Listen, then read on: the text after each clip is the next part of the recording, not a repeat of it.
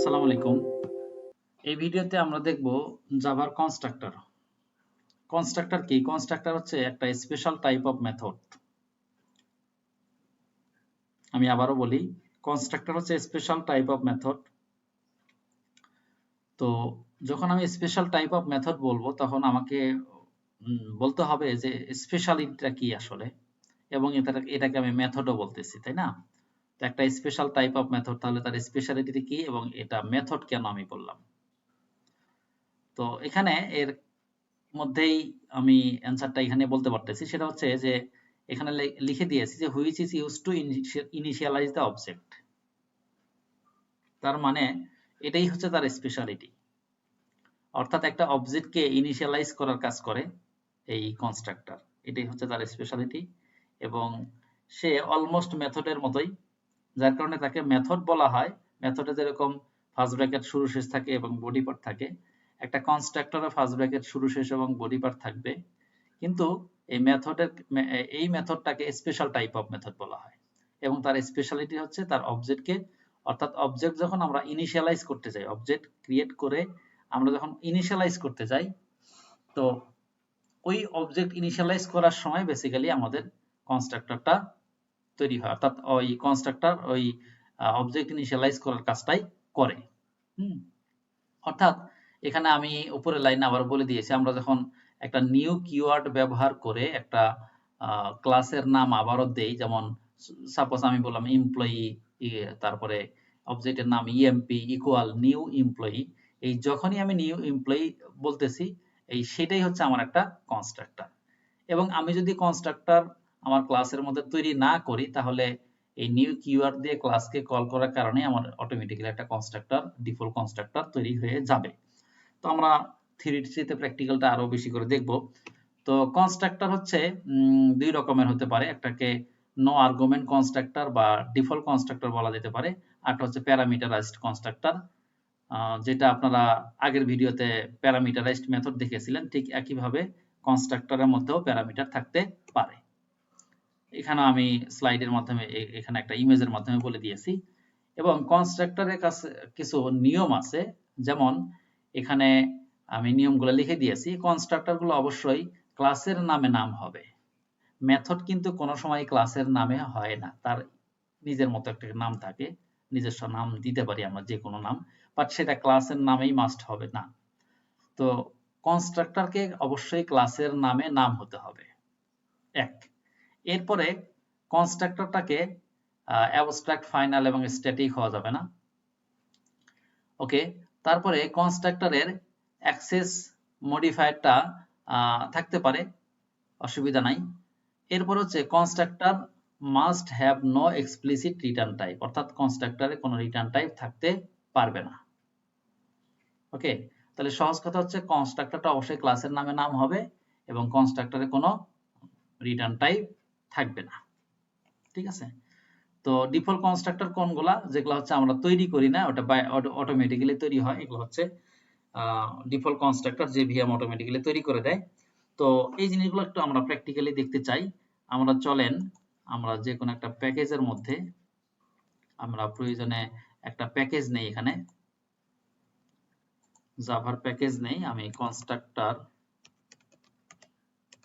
কনস্ট্রাক্টরস দিলাম এবং এই প্যাকেজের মধ্যে আমি একটা ক্লাস তৈরি করি, যে ক্লাসের নাম আমি এমপ্লয়ি দিতে পারি, কোনো সমস্যা নাই। এখন আমি হচ্ছে দুইটা ভেরিয়েবল তৈরি করে ইন্টিজার এমপ্লয়ি আইডি বা ইএমপি আইডি করলাম, দেন স্ট্রিং নেম। এইবার আমি এখন মেইন মেথড তৈরি করব। মেইন মেথড তৈরি করার পরে আমি একটা অবজেক্ট তৈরি করব। তার আগে আমি একটু কনস্ট্রাক্টর একটা তৈরি করি। আমরা এখানে বলবো যে সাপোজ পাবলিক, অথবা আমরা সরাসরি ভয়েডই দেই,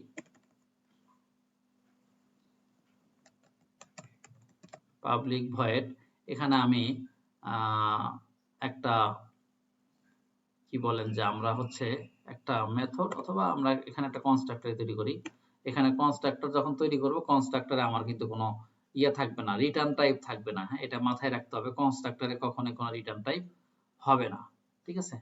তাহলে আমি একটা কাজ করি, আমি হচ্ছে এখানে স্টুডেন্ট নামে আমি আমার এমপ্লয়ি নামে আমি একটা কনস্ট্রাক্টর তৈরি করি। এই যে এটা একটা কনস্ট্রাক্টর পাবলিক। দেখেন আমার এখানে কিন্তু ভয়েডটা আমার দিতে হয় না এবং দেওয়া হবে না, এর কোনো রিটার্ন টাইপ থাকবে না। এটা একটা কনস্ট্রাক্টর। ঠিক আছে? তো আমি এখানে যদি কিছু প্রিন্ট করি, this is no parameterized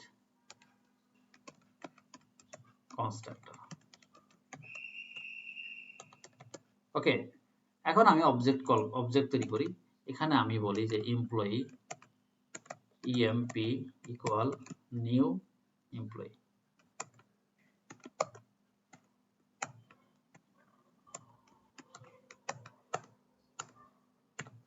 এখন আমি রান করতেছি, আমার আউটপুটটা কিন্তু চলে আসছে। এখানে কিন্তু আমাকে আর বলতে হয় না এই যে অবজেক্ট ডট আমাকে কিন্তু এখানে আর কল করতে হয় নাই, আমাকে কিন্তু মেথডের ক্ষেত্রে করতে হয়। এটা অটোমেটিক্যালি অবজেক্টকে ইনিশিয়ালাইজ করে ফেলছে। এবার আসেন যে আমি এটা দিব না, এইটা যদি আমি না দেই তাহলে এই যে নিউ এমপ্লয়ি আমি দিলাম, আমি যখন নিউ এমপ্লয়ি দিলাম এইটা দেওয়ার সাথে সাথে আমার বাই ডিফল্ট এরকম একটা অবজেক্ট তৈরি হয়ে গেছে, যেটা আমি একটু আগে তৈরি করলাম। এটা হয়তো এখানে কিছু থাকবে না, বাট এই যে এরকম একটা অবজেক্ট, এইরকম একটা কনস্ট্রাক্টর জেভিএম অটোমেটিক্যালি তৈরি করে দিয়েছে। এইটাকে বলা হয়েছে ডিফল্ট কনস্ট্রাক্টর। আমরা তৈরি না করলেও অবজেক্ট ক্রিয়েটের সময় অটোমেটিক্যালি একটা তৈরি হয়ে যাবে, এটাকে ডিফল্ট কনস্ট্রাক্টর বলে। এবং এটাকে কোনো প্যারামিটার আমরা দেইনি। আচ্ছা, ওকে ফাইন।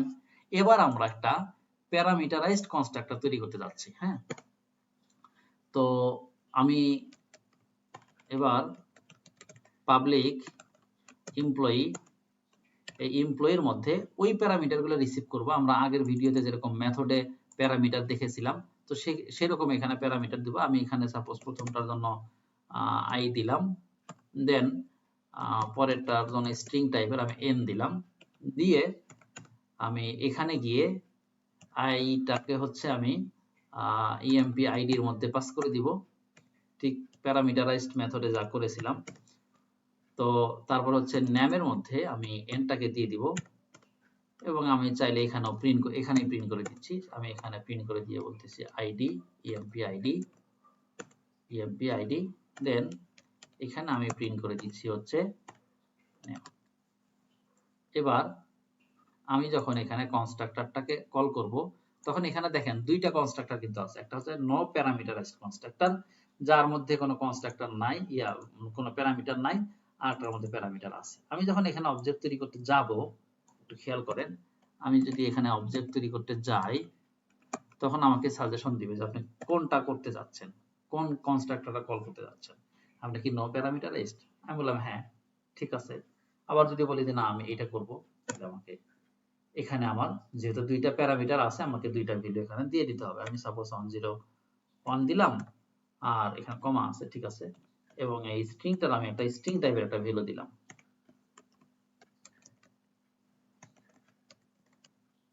To him. ওকে, এখন আমি রান করি, তাহলে এখানে মেথড আমার এই কনস্ট্রাক্টর এখান থেকে কনস্ট্রাক্টর কল হলো, এখান থেকে এগুলা রিসিভ করবে, এই যে এখান থেকে রিসিভ করবে, রিসিভ করে এখানে আমরা এইগুলোর মধ্যে দিয়ে দিলাম, এখানে প্রিন্ট করা আছে। তাহলে আমার আউটপুটটা চলে আসবে। তাহলে আমরা যদি একটু আমাদের প্রিভিয়াস যে মেথড প্যারামিটারাইজড মেথডের সাথে একটু তুলনা করি, চলেন আমরা একটু প্রিভিয়াস আমাদের যে প্যারামিটারাইজড মেথড ছিল সেখানে আমরা যদি একটু দেখি, আমাদের মেথড নামে এখানে থাকার কথা, মেথড এখানে, আচ্ছা মেথডস সম্ভবত আমি করি নাই, বাট এখানে তো থাকার কথা। এবং আমি যদি স্টুডেন্টের এখানে যাই, তাহলে দেখেন প্যারামিটারাইজড মেথড আছে আমার, কিন্তু মেথডটাকে কিন্তু আমার অবজেক্ট ধরে তারপরে আবার কল করতে হচ্ছে। একটু খেয়াল করে দেখেন, এই যেখানে এই অবজেক্ট ডট তারপরে মেথডের নাম দেন ভ্যালুগুলো এখানে আমার দিয়ে দিতে হচ্ছে। কিন্তু কনস্ট্রাক্টরের ক্ষেত্রে কিন্তু আমার অবজেক্ট ইনিশিয়ালাইজ করতেছে সে, অর্থাৎ সরাসরি কিন্তু আমাকে এখানে আর দিতে হচ্ছে না, এখানে কল করতে হচ্ছে না, এখানে কিন্তু সে সরাসরি আমি তাকে দিয়ে দিচ্ছি। দেখেন এটাতে যাই, এটা হচ্ছে আমাদের নতুনটা। এখানে কিন্তু আমি সরাসরি অবজেক্ট ক্রিয়েট করার ক্রিয়েট করার সময় অর্থাৎ সরাসরি সে ইনিশিয়ালাইজ করে নিচ্ছে।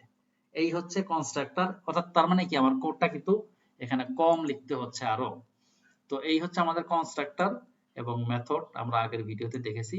এই ভিডিওতে আমরা কনস্ট্রাক্টর কি এবং কনস্ট্রাক্টরের টাইপ অর্থাৎ নো প্যারামিটার অথবা ডিফল্ট কনস্ট্রাক্টর এবং প্যারামিটারাইজড কনস্ট্রাক্টরের উদাহরণটা দেখলাম।